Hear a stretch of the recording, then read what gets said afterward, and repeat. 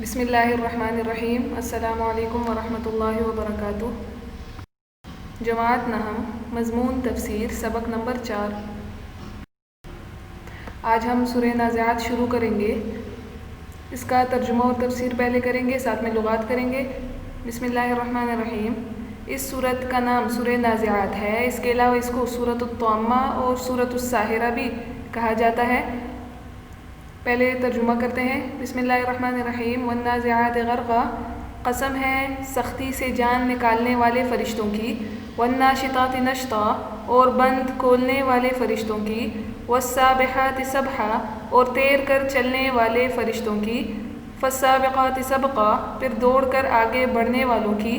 فالمدبرات امرا، پھر ان کی جو ہر معاملے کا انتظام کرتے ہیں۔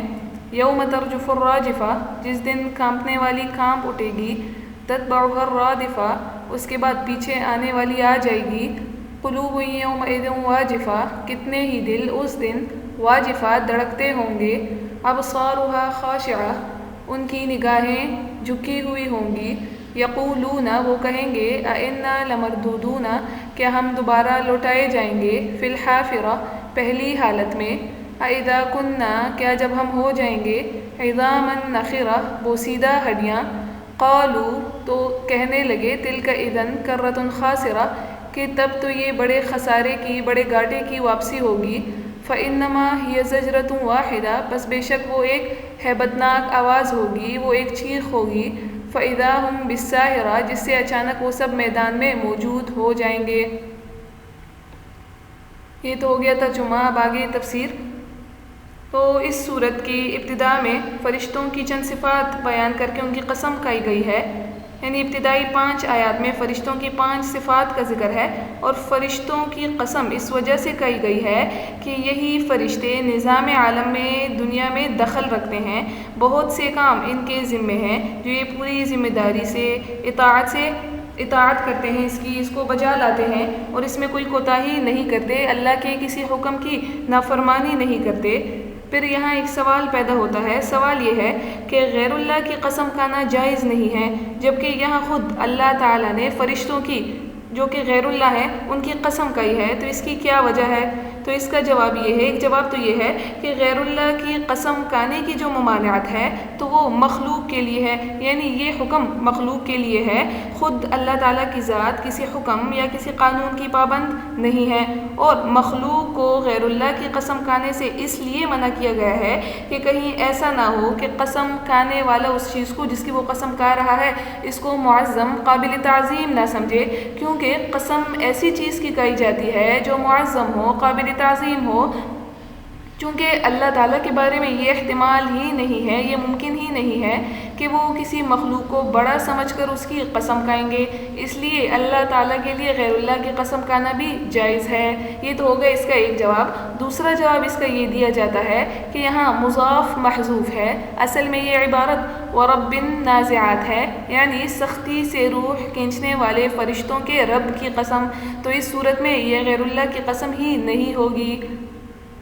آیت نمبر 1، والنازعات غرقا، اس آیت میں فرشتوں کی پہلی صفت مذکور ہے کہ قسم ہے ان فرشتوں کی جو سختی سے جان نکالتے ہیں۔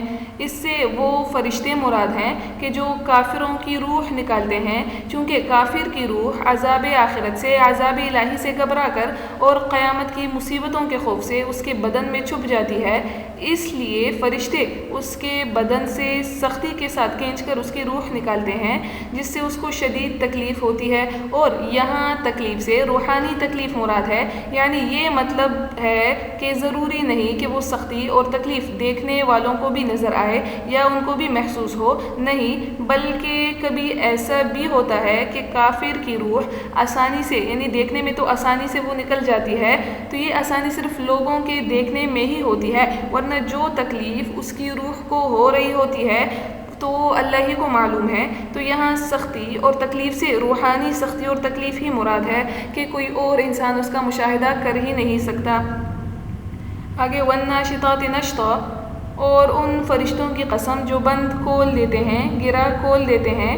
یہاں فرشتوں کی دوسری صفت کا ذکر ہے، اس سے وہ فرشتے مراد ہیں کہ جو مومن کی روح کو نکالتے ہیں، یعنی فرشتے مومن کی روح کو نرمی اور آسانی سے نکالتے ہیں، کوئی شدت، کوئی سختی، کوئی مصیبت ان پر نہیں ہوتی، چونکہ مومن کی روح کے سامنے اجر و ثواب اور اللہ تعالیٰ کی نعمتیں، اللہ کے احسانات ہوتے ہیں، تو ان نعمتوں کی طرف جلدی جانا چاہتی ہے، اس لیے فرشتے بہت نرمی کے ساتھ اس کی روح قبض کرتے ہیں۔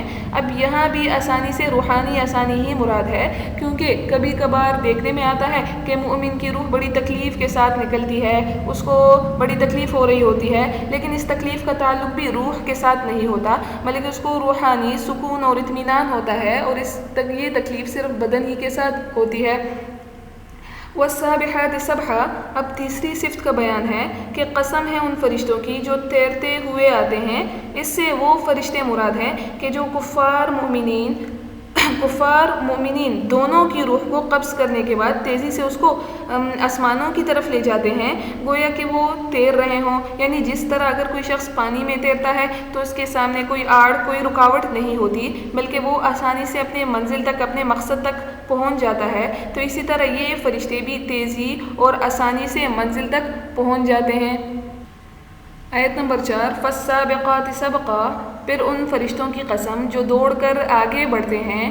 اب یہ چوتھی صفت ہے، مطلب یہ ہے کہ جو فرشتے مومنین اور کفار کی ارواح کو، ان کی روح کو آسمانوں کی طرف لے جاتے ہیں تو اس کو اللہ تعالیٰ کے دربار میں پیش کرتے ہیں، پھر روح کے بارے میں بھی جو حکم ان کو اللہ کی طرف سے ملتا ہے، جو حکم انہیں ہوتا ہے کہ اس کو جہنم میں لے جانا ہے یا پھر جنت میں، یا اس کو نعمتوں میں رکھنا ہے یا پھر عذاب میں رکھنا ہے، تو فرشتے اس حکم کی تعمیل میں جلدی کرتے ہیں، دوڑ کر آگے بڑھتے ہیں۔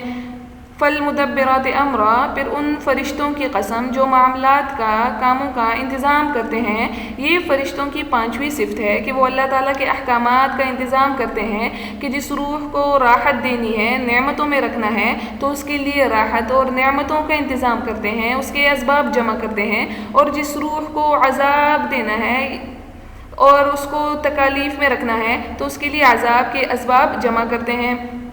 اب ان 5 آیات میں جن فرشتوں، یعنی فرشتوں کی روح قبض کرنے یا پھر جنت اور جہنم کے انتظامات، نعمتوں اور عذاب اور تکلیف کے انتظامات کرنے کا ذکر ہے، تو اس سے یہ بات بھی ثابت ہو گئی کہ یہ عذاب اور ثواب اور نعمتیں یہ قبر میں ہوں گی، یعنی اس سے عذاب قبر اور تنعیم قبر کی بات یا اس کا مسئلہ ثابت ہو گیا کہ قبر میں مومنین کے لیے نعمتیں ہوں گی، راحت ہوگی، جبکہ کفار کے لیے، فساق کے لیے اس میں عذاب اور تکلیف ہوگی، اور حشر کا اور آخرت کا عذاب اس کے بعد ہوگا۔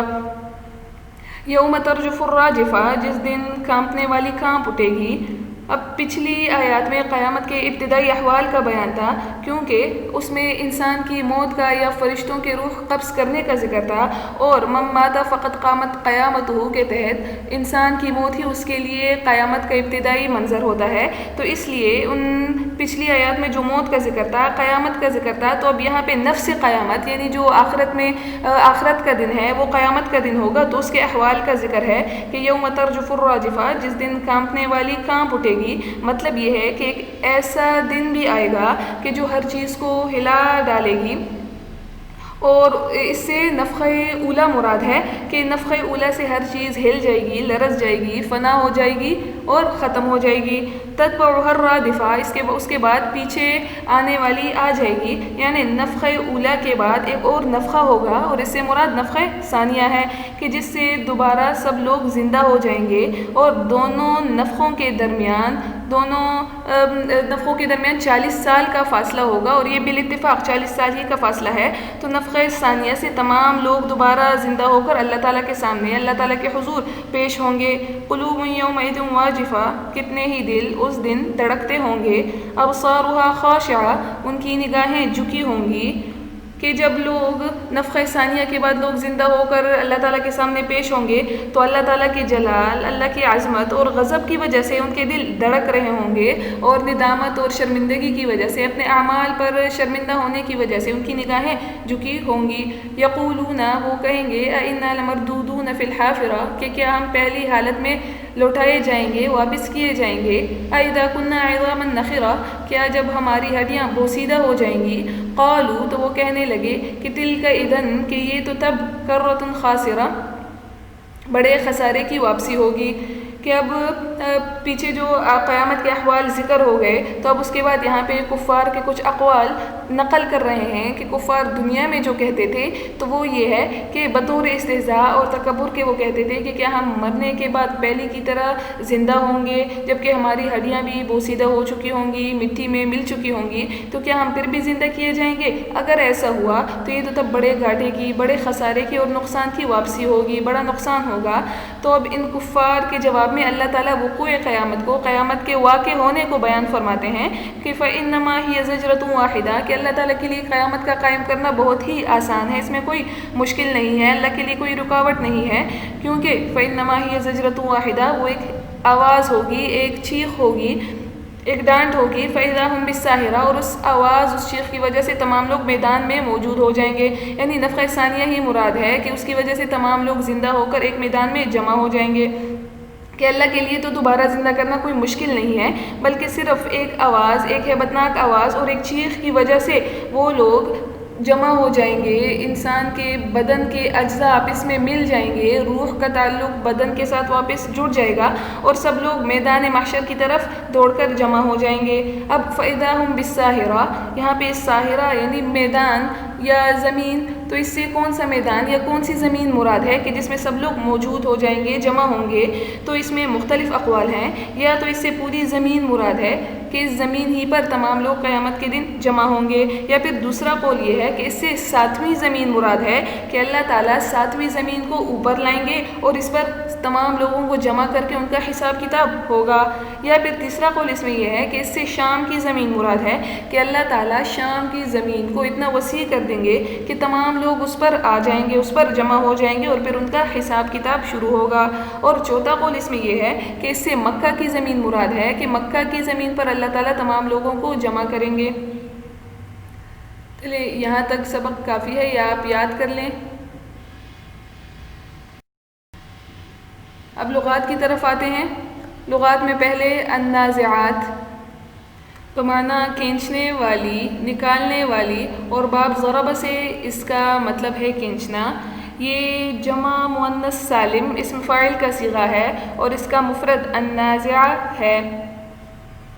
غرقاً بمعنی ڈوبنا، غوطہ لگانا، یہ باب سمع کا مصدر ہے اور یہاں یہ تاکید کے لیے آیا ہے۔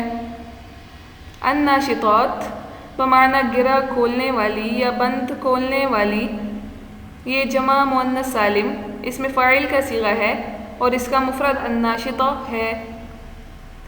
السابحات، اس کا مفرد السابحہ ہے بمعنی تیرنے والی۔ السابقات، اس کا مفرد السابقہ ہے بمعنی تیز دوڑنے والی، آگے بڑھنے والی، سبقت کرنے والی۔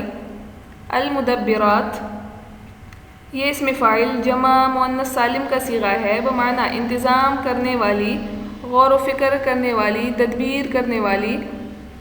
الراجفہ، یہ اسم فاعل کے واحد مؤنث کا صیغہ ہے بمعنی کانپنے والی، ہلنے والی، اور اس سے مراد نفخہ اولا ہے کہ جس سے تمام لوگ مر جائیں گے، عالم فنا ہو جائے گا۔ الرادفہ، یہ بھی اسم فاعل کے واحد مؤنث کا صیغہ ہے بمعنی پیچھے آنے والی، بعد میں آنے والی، اور اس سے مراد نفخہ ثانیہ ہے جو نفخہ اولا کے 40 سال بعد ہوگا، اور اس سے تمام لوگ دوبارہ زندہ ہو جائیں گے، اپنے قبروں سے اٹھیں گے۔ واجفہ، یہ صیغہ واحد مؤنث کا ہے اور اسم فاعل کا ہے بمعنی دھڑکنا، لرزنا، مضطرب ہونا۔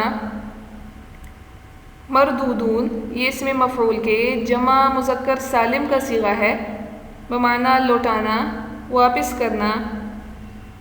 الساہرہ، یہ ہموار میدان یا سطح زمین کو کہا جاتا ہے اور اس سے یہاں پہ مراد میدان قیامت یا میدان محشر ہے، اور باب سمع سے اس کا مطلب یعنی سمع یسمع الساہرہ یسہر سے اس کا مطلب ہے بیدار ہونا، جاگنا، چونکہ قیامت کے دن کی شدت کی وجہ سے، خوف کی وجہ سے، ہیبت کی وجہ سے لوگوں کی نیندیں اڑ جائیں گی، وہ بیدار ہی رہیں گے، اس لیے یہاں میدان محشر کو الساہرہ کہا گیا ہے۔ وآخر دعوانا الحمد للہ رب العالمین۔